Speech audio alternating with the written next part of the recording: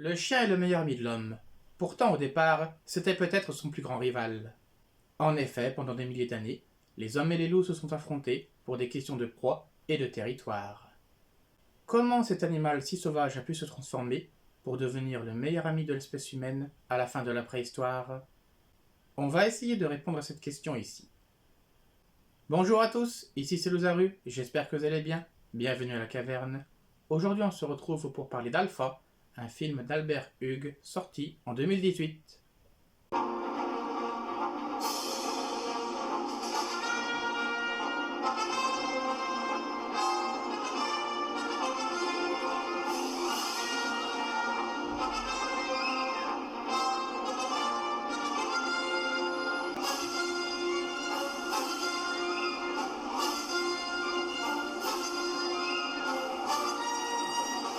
L'histoire se passe 20 000 ans avant Jésus-Christ, pendant la période de chasse. Comme chaque année à la même époque, un groupe de chasseurs part effectuer un long voyage à travers les plaines afin de ramener le plus de viande possible à la tribu avant le début de l'hiver. C'est un périple dangereux au cours duquel plusieurs braves trouvent chaque fois la mort, mais il est nécessaire pour la survie de tous. Cette année, le chef du clan décide d'emmener pour la première fois son fils Keda afin qu'il devienne adulte. Malheureusement, la quête ne se passe pas comme prévu. À l'issue d'une chasse au bison qui tourne mal, Keda tombe dans un ravin et est laissé pour mort par les siens. Mais par miracle, le garçon parvient à se sortir de ce mauvais pas. Néanmoins, il n'est pas encore tiré d'affaire pour autant. Désormais seul dans la nature et livré à lui-même, il constitue une proie facile pour les bêtes sauvages. C'est ainsi qu'une meute de loups l'attaque. Heureusement, il parvient à leur échapper après avoir blessé l'un des leurs. Et contre toute attente, au lieu d'achever cet ennemi mortel avec son silex, il va se prendre de pitié envers lui et décider de le soigner. C'est le début d'une belle amitié qui va s'installer très progressivement. Pendant sa convalescence, le loup va apprendre à de moins en moins se méfier de Keda et à le considérer petit à petit comme son nouveau maître, son nouvel alpha. Et une fois remis sur pied, le garçon va s'apercevoir à sa grande surprise que c'est un super partenaire de chasse. Ensemble, les deux amis vont se livrer une longue marche, traverser les intempéries et affronter les belles sauvages pour retrouver la tribu de Keda.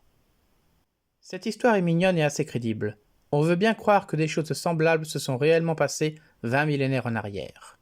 Au départ, Keda est encore un peu enfant, et il répugne à assassiner les animaux, même les lapins et les sangliers. Comme le dit son père, sa force n'est pas sa lance, mais son cœur. On peut donc comprendre qu'il ait été pris de compassion pour ce loup, qui a été laissé pour mort et abandonné par les siens, exactement comme lui. Quant à la domestication, elle s'explique également.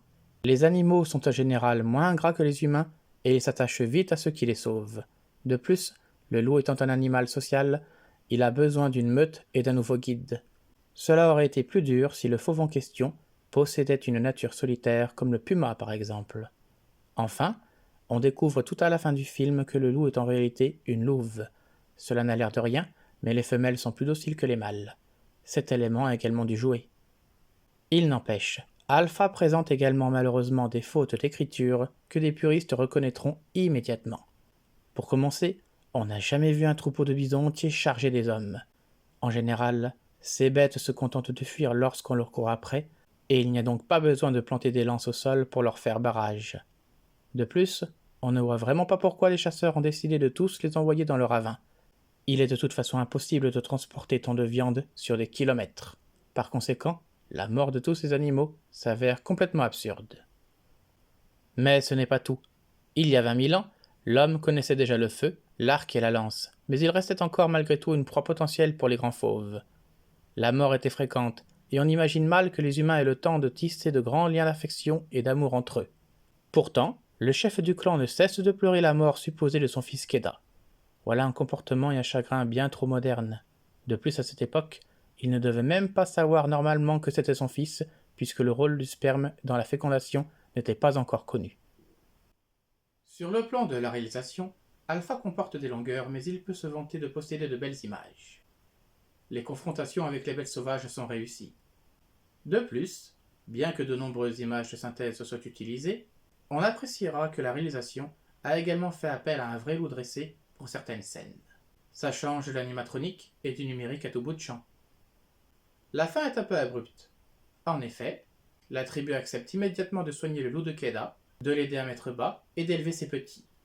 Pourtant, il s'agit d'un prédateur et alors aucun animal n'a encore été domestiqué. Un débat aurait pu avoir lieu entre Kala et son père pour savoir s'il fallait garder ou non cette bête en vie. Mais on est allé au plus simple. Décidément, les réalisateurs éprouvent bien du mal à concocter des chefs-d'œuvre sur la préhistoire. Le sujet est passionnant et très riche, mais les films manquent souvent de réalisme. Toutefois, Alpha se révèle être une œuvre familiale qui devrait plaire aux plus jeunes. Et si ces personnages s'étaient moins comportés comme des hommes contemporains, il aurait pu obtenir une meilleure note que 6 sur 10. C'était Lozaru, merci d'avoir regardé cette vidéo. N'hésitez pas à la liker, la commenter, la partager et à vous abonner si ce n'est pas déjà fait. Sur ce, je vous dis à la prochaine dans la caverne pour une nouvelle chronique.